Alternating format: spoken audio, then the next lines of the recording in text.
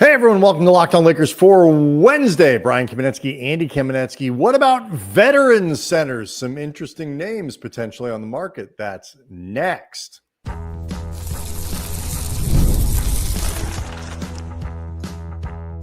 You are Locked On Lakers, your daily Los Angeles Lakers podcast, part of the Locked On Podcast Network, your team every day. Thanks to everybody for making Locked On Lakers first listen of every day, Monday through Friday. No matter how, where you get your podcast, this one's always going to be free and never behind a paywall. Locked On Lakers on YouTube is where you can go hang out with over 35,000 subscribers to the YouTube channel. People who might take in the podcast via YouTube, or perhaps they subscribe at Apple, iTunes, or through Spotify, or wherever you get your podcasts. I want to let everybody know that today's episode is brought to you by Game Time. Download the Game Time app, create an account, use code LOCKEDONNBA for $20 off your first purchase. All right, Andy, was today's Tuesday's show then was all about Walker Kessler and the young Utah center that I guess is technically going to be on the market for the right. I think on the market might be an overstatement. Yes. That's feels, why I couched it with technically. I don't even know if he's technically on the market so much as the Jazz might be signaling through Austin Ainge's press conference that if you want to call about Walker Kessler, it might not be the most foolish call you'll ever make, as opposed to, say, calling for Wemby. But I don't think he is truly available, and it seems like the Jazz are anticipating taking more calls than actually trying to build out the calls that they get. But we will see. The NBA is unpredictable. You never know. Sometimes you can kind of create a bidding war or a market for a guy in that way. And so they've certainly been trying with Walker Kessler for like 2.5 years. Well, they've sort of. I mean, it was interesting. Like I was texting a friend today and, kind of just throwing stuff back around, and like the idea of, he was throwing out trade ideas that none of which included Reeves, but had other stuff. And like, throw in that first rounder, like they wouldn't trade him for a pick. And I'm like, look, if Utah, like, I think most teams assume that as long as Luke is on the team, the Lakers aren't going to bottom out. So any picks that they give them, I think you trade for those. You hope you get lucky, but you trade for those with the idea that they're probably going to be outside of the lottery at the least. And so with that in mind, the value of that kind of pick is somewhat mitigated. And if the Jazz wanted to trade Kessler for kind of a mid-ish first round pick, they'd have done it by now. I mean, like I am without knowing anything, 100% confident that somebody has offered a first rounder in some way, shape, or form to the Jazz for Kessler, and they have passed. So if it's not Kessler, obviously we're going to keep talking about Nick Claxton and some other guys. Veteran centers, though, are another way to go about this. We had the momentary joking confusion on Monday's show about JaVale McGee and his potential willingness to return to the Lakers, when it was just a typo. But there are other names. Jackson Hayes, just so people understand if they didn't hear the show the day before, that Jackson Hayes is open to returning to the Lakers, as I think any rational person would assume. There are a host of veteran centers, though, that at the if not that will either be linked to the Lakers or could be available just by virtue of their lot in life, and therefore will be connected to the Lakers, because Lakers are going to be connected to damn near every center that you can possibly find on planet Earth. Yeah, and it begins, I guess, with Brook Lopez, Matt Moore, the co-host of Locked On Nuggets, and also Locked On NBA, one of the many Locked On NBA shows that we do for the network. I believe for a report. No, actually, this was his Substack. This was not for the Action Network. This was Matt Moore's Substack that everybody should subscribe to. And he's been doing some, feeling out about who could be available. Some teams plan stuff like that. And everybody obviously is trying to figure out what the Bucks are going to do with Giannis, what Giannis will ask the Bucks to do with him. But in terms of trying to figure out what Milwaukee's next move would be, part of a report that Matt had said, quote, "I'm not expecting the Bucks roster to look the way it does now. The team is likely to retain Kevin Porter Jr., and most everyone I've spoken to assumes Brook Lopez is gone. Lopez might be one of the bigger names on the market. He's certainly at the end of his career, but like Al Horford, he's a complete pro and a winner who's easy to fit into a team culture and find a role for, and still makes a difference defensively night to night." And I want to make it clear, I'm not doubting Matt Moore's sourcing at all. I personally find what the Bucks will do with Brook Lopez if Giannis stays kind of intriguing and difficult to read, just because I can see as compelling a case to keep Brook Lopez with Giannis as to look somewhere else, or maybe you do a combination of both and you ultimately end up with Lopez back on the roster because you couldn't do any better. But regardless, if Milwaukee is ultimately going to let Brook Lopez walk for whatever reason, I agree with Matt that there will be a demand for Lopez. It's really just a question of whether or not the Lakers can get him to sign for a taxpayer mid-level, because that's the only option and the only mechanism for doing it, other than trying to create cap space by adding sweeteners to like Gabe Vincent or Maxi Kleber or whatever to clear space to sign Brook Lopez, which would be a fireable offense. Or I guess maybe with this team, Rob gets another extension, but it's shorter for less money. But like that would be absolutely insane. So it really is taxpayer mid-level or nothing. Yeah, and it's the Bucks are an interesting team. One of these butterfly effect teams that we've talked about throughout the last couple of weeks of shows, where they are obviously they're going to try to stay as competitive as they possibly can because they don't want Giannis to ask out. And thus far, like you mentioned earlier, Andy, Giannis seems to be sticking with Milwaukee. But it's one of those things, like, you can't give away Lopez because he's still too good. He's got some holes in his game. Like, he was never the most mobile guy in the world, but he is less mobile now. But he's still a good shot blocker. He's still obviously a guy who can stretch out the floor and hit some threes. He's not a great rebounder, never has been, but he is a very smart player and is just one of these guys who contributes to winning teams. So it's hard to necessarily upgrade significantly over him. But if you're trying to win, you can't give him away. So what does Milwaukee do? And then from the Lakers standpoint, I agree. Like, if he gets out on the market, he's too good to expect to sign for a minimum. I don't think, it's possible, but I think it is. There will be people who will be willing to offer him more than that. If he signs for a minimum somewhere, it's just because that's where he wants to be and he feels like he's made enough money. The Lakers have to make hard choices about that taxpayer mid-level. And if you are going to sign Lopez with that, is he the kind of guy that you could pencil in as a starting center with Luka?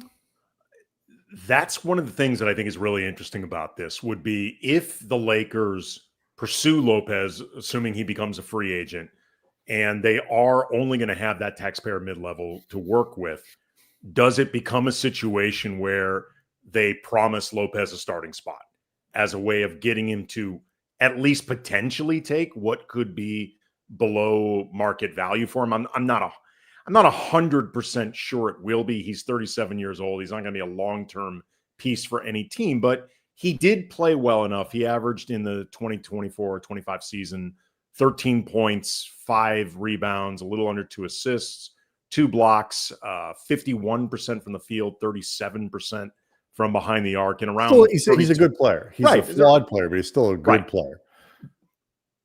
That said, like you mentioned, the fit with Luka Like, he's not going to be the rim running big that, if nothing else, everybody seems to believe that that's the type of player that Luka wants. Mark Williams was a signal of that. The way he flourished with Derek Lively and Daniel Gafford was a sign of that. Also, too, I am not sold on Brook Lopez defensively for what it seems like JJ Redick wants to do. He's much more of a drop coverage guy. Like you mentioned, he does not have the mobility to switch. And I'm not saying that JJ Redick is married to what he did defensively last season, but I can only go by what he did last season. Right. And to my eye, Brook Lopez is not a great fit for that over the course of 25 to 30 minutes. Like, he is not a natural fit for that at all. Well, it also, it'd be one of those things that even if you are looking to try to, we can play defense another way, you might have to make other changes in the roster to make a different style of defense work. But after the break, we can carry on this conversation about Lopez particularly, but he's not the only veteran center that kind of fits this profile of available. Maybe Lakers would be interested. If they are, we'll get to it next.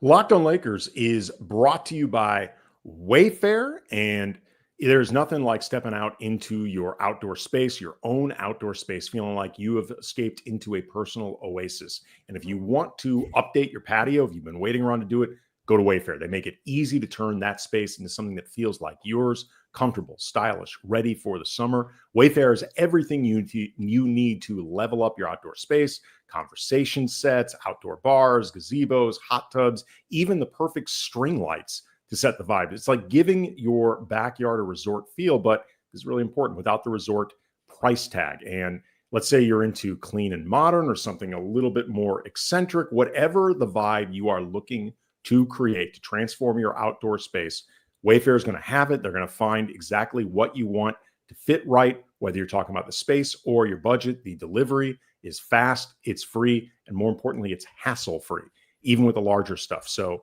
don't wait. Make your outdoor space your dream oasis today with Wayfair. Enjoy it all summer long. Head to wayfair.com right now. Shop a huge outdoor selection. That's WAYFAIR.com. Wayfair. Every style, every home.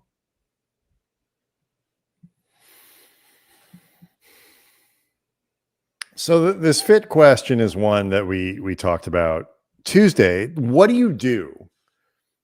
And let's be honest, this is the most likely scenario the Lakers are going to face. What do you do if the centers available don't, or the players available, but specifically the centers, don't tick every box? Which box do you tick? Because it's a little like the Chris Paul conversation, even, Andy. Like, Brook Lopez, good player, better than most players you're going to find. Let's go get him because he's good. We'll figure it out. Chris Paul, he's still a pretty productive player. He's better than you're going to get for the minimum. We'll take him. We'll figure it out less. The more good players we have, the better off we're going to be. And there is some degree of truth to that. The more good players you have, the better. But if you're not careful, you end up with this thing where you look up at the end of it and you're like, it's not that we don't have good players on this roster, but the diversity of who we have and the style and all of these things, we don't have enough athleticism. There are too many gaps despite the talent. That's the concern. So you may end up needing to get a lesser center that might be a slightly better fit, whether that's because of athleticism, above the rim, whatever it is. We've talked about that before with the Lakers as currently constructed. It's not that they're a bad team. It's not that they're an untalented team. I mean, you don't win 50 games, especially with all of the disjointed nature of the Lakers season last year. You basically had 3 different rosters, and that's before you even take into account the injuries that happened over the year. Like, the Lakers have talent, but there's a lot of redundancy on the roster. There's a lot of guys who play more or less the same position at minimum on one side of the ball. They got too many guys who only, or at least more strongly, play on one side versus the other. And there's a lot of evening out and rebalancing. And to your point, skill set acquisition that needs to take place. As far as the specific question with centers, what do you do if nothing's to your liking? I've mentioned this before, and it sounds like the flippant answer, but I'm being serious. You talk to Luka about what he wants, because depending on how wild Luka is or is not about any of these centers, if say Luka, there's none of them that Luka, let's say between Nick Claxton, Daniel Gafford, Steven Adams, where we're going to get into Brook Lopez, like down the line, none of them really get Luka excited. Like he thinks certain ones of them are fine, but none of them are that great to him. Then honestly, I would be looking for the best short-term fit, like the best short-term commitment of all of them. So I don't find myself married to a center that Luka doesn't really want that much. I mean, by definition, if you bring in centers, you will upgrade what the Lakers have because they have none. So and with all sincere respect to Jackson Hayes, it will not be difficult to upgrade over him, even if he returns. But like, if none of these guys that are potentially available really blow Luka away or blow Rob Pelinka away, and at that point, neither one of them are that excited, then I would just look for the best short-term commitment and then look for either during the season to acquire someone or in the offseason. But I think the worst mistake they could make is to make the longest commitment possible to a center they're not really that excited about. The other names that are out there, Steven Adams, as you mentioned, is a guy who has been linked to the Lakers. I don't think he's going anywhere. I don't either. And for what it's worth, neither does Kelly Iko of The Athletic. From a piece that he recently had, quote, the Rockets view retaining Adams as a top priority, and they will be working with him and his agent, keeping him in Houston. He made a little bit less than 13 mil last year. I doubt he's going to make that with the Rockets, but I think it's very possible that the Rockets will keep him as a backup for more money than the Lakers or any team dealing with a taxpayer mid-level could afford to try to turn it into a bidding race. Adams is also interesting because I think he could be a good backup for the team, but as a starter, I think you could be getting into a lot of trouble. He played 15 minutes a game last year. He is a different version of Lopez in terms of, good player, definitely would help, fills some needs, but doesn't really solve your problem. The guy that I think is interesting, when you put these veteran centers in who aren't minimum guys and who still can play a little bit and all that, the guy I think is interesting is Clint Capella. Yeah, with Atlanta, but not for very long. The expectation is that Capella won't be back in Atlanta. He is not quite what he was 3 or 4 years ago, but still averaged, put up good numbers last year in Atlanta as a backup. Onyeka Okongwu took that starting job about a month and a half or so into the season, a couple months into the season. But Capella still played about 22 minutes a game, averaged 9 points a game, 8.5 rebounds. He can still get up above the rim. He is still a reasonable shot blocker. And while I don't think he qualifies as elite, he would be, like you say, an upgrade. I am so bad at figuring out how much these guys could get, but of these sort of players that at least are talked about as somebody you could sign who at least fills some of the requirements the Lakers have in terms of rim protection, improve the rebounding, give Luka a lob threat. Capella is, I think, about as compelling a guy as you're going to find. Well, I think what's also interesting about Capella too is he's kind of on that border of, low end starter, pretty high end backup, but he's also young. And I want to say he's 31 or 32. So he is on the back end of his career, but he is still young enough. He just turned 31. He is still young enough that in theory, he could be open to taking like a 1-year taxpayer mid-level deal to try to reestablish his value around the league so he could get paid one more time for multi-years in his early 30s. And the thing is, if he joins the Lakers, he will get time. Like, I don't know if he would start or come off the bench, depending on who else is there. But even if the Lakers go out and acquire Nick Claxton or Daniel Gafford or whoever, like, Capella will still have a role. Like, he will play, I think, like 18 to 20 minutes regardless, like at the low end of what he would do out there. Well, the moral of the story here is the only way the Lakers are going to get a better player than Clint Capella, than, Steven Adams, than Brook Lopez is through a trade. That is the only way they are going to get. They are not going to sign a center that's better than Clint Capella. I'm not entirely sure they can sign Clint Capella for that matter. But they're not going to get one that's better on the free agent market. So the question is, do you want to trade? And I saw an interesting, and we don't even need to get into the details of it, but I saw something like, just another example of how the Lakers are in kind of a tight spot. It was a trade where the Lakers were sending out 4 guys who are all in the rotation and include like Rui and then like Dalton and a couple other players like Gabe and whatever. You end up in a situation where the Lakers also have to be careful trading out 4 for 2, because even if you get better players back, and they did in this deal, now you're filling in the rest of your roster with basically minimum guys. And so there are all of these ways in which the Lakers are kind of hemmed in. And so it's an interesting issue for the Lakers to deal with. We'll talk about it a little bit more when we come back. Plus, a mailbag question about LeBron James and playing time. That's next.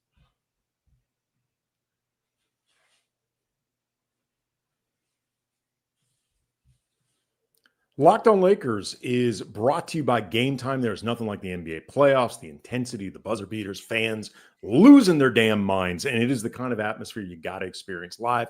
This year's matchups have been really, really fun, and if you want in, Game Time makes it easy and fast to get seats, even for the NBA Finals, like the biggest games possible. Like, the prices on the app actually drop closer to tip-off, and with killer last-minute deals, panoramic seat views, no surprise views, Game Time is a total game changer. I love that you can see your exact seat view before you buy it. There's no surprises. The app is really easy to use. 2 taps and you're done. Authenticated tickets on time and the best deal possible. And if you can find a better price in the same row in the same section, they credit you 110% of the difference.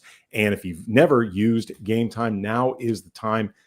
There's never going to be a better time to take the guesswork out of buying your tickets. Download the Game Time app, create an account, use the code LOCKEDONNBA for $20 off your first purchase. Terms apply. Again, create an account, redeem the code LOCKEDONNBA for $20 off. Download the Game Time app. Last minute tickets, lowest price guaranteed. So just real quick, I've seen some commentary in the comment section on the YouTube channel as we were doing the show live. Why I was comparing Steven Adams to Brook Lopez. Obviously, very different players in terms of their offensive profiles. Steven Adams, has he ever shot a 3-pointer? I don't know. He doesn't shoot many of them. My point isn't that they're identical players. It's that they are 2 guys, like you say, both a little older, who are probably profile as backups. But more importantly, what I was getting at is they are players who address certain issues for the Lakers and could help in certain ways, but do not, solve other things that they need. Steven Adams helps with your rebounding. He's still a very intimidating presence inside, but he can't probably play for more than, 15, 18 minutes a night. I think people need to understand, like, he played a lot more in the first round of the playoffs than he did in the regular season. Like, a lot by design. More. Yeah, sure. And great. It worked. They helped push to a 7-game series. Like, kudos. But it just needs to be remembered. Steven Adams averaged less than 15 minutes a game during the regular season. I don't consider him a viable starting option at all. No, the Lakers are going to need, at least a combination of players who can do more than that. And so really, like I said, really what I was getting at is this idea that, Adams solves 2 or 3 things, but doesn't provide you 2 or 3 other things that you might think are important. Ideally, you could pair Steven Adams with Nick Claxton or something like that. And then you have this sort of very interesting center combination, and you can do a lot of different things, but I don't think the Lakers have the means to be able to do something like that, at least with players that good.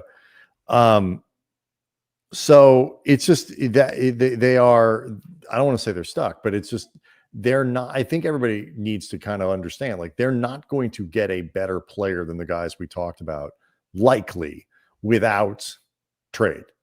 Like, and that means potentially sacrificing Rui or Dalton or AR if it's the right deal. So it's tricky. And the more teams that Milwaukee doesn't seem like they're going to be making a ton of moves, potentially hurts the Lakers.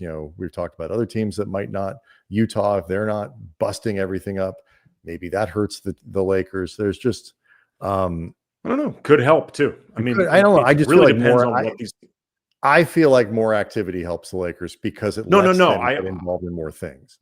I agree with that. I'm saying just because, say, Milwaukee isn't going to trade Giannis and break up the whole thing doesn't mean they won't be active. And if they're active, okay, I see what you mean. No, that's fair. Right. That's fair, and both fair and accurate.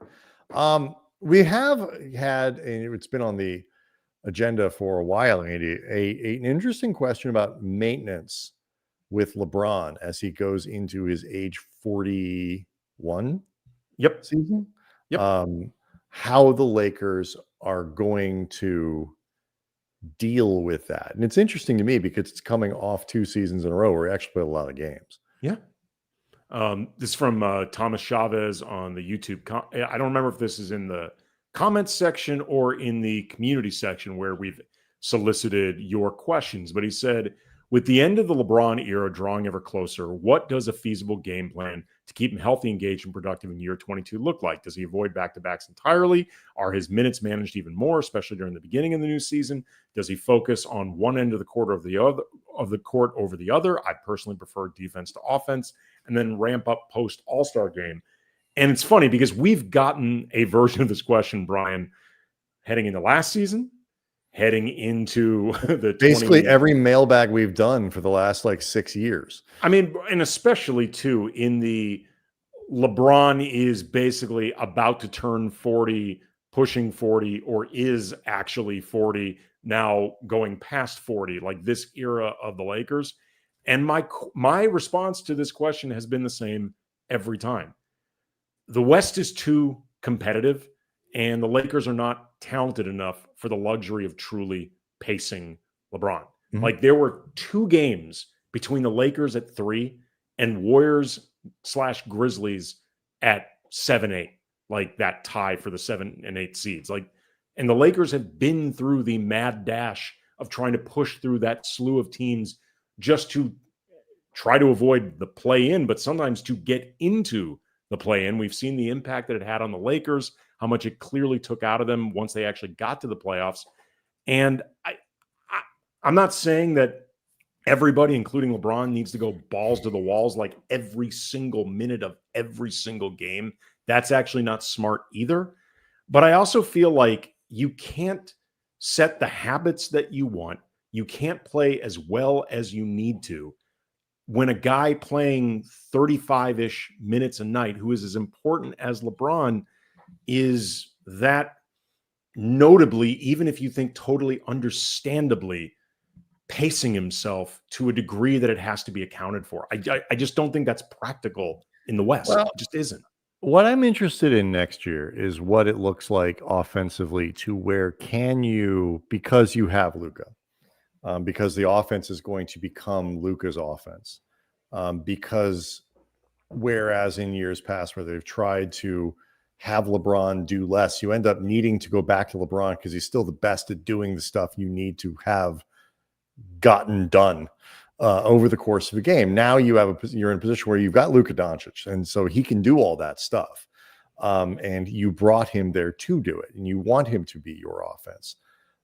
you hopefully you're in a position where LeBron can pick and choose a little bit during games, Sure. where you don't need him, and he can be a little bit more attentive defensively and really pace himself more offensively, where hopefully, if the Lakers can do a good enough job building the rest of that team, whether it's you keep AR and you get other people, you find that center, you trade Rui for something else, presumably DFS is back, but maybe you can upgrade a little bit over Gabe Vincent, whatever it might be. And I don't know exactly how Rob's going to do it, but that's why he makes the big bucks, Andy. LeBron may be in a position next year where less is asked of him offensively, which allows him to do more defensively. And I'm not talking about, lockdown LeBron from, when he was 28 years old, but enough that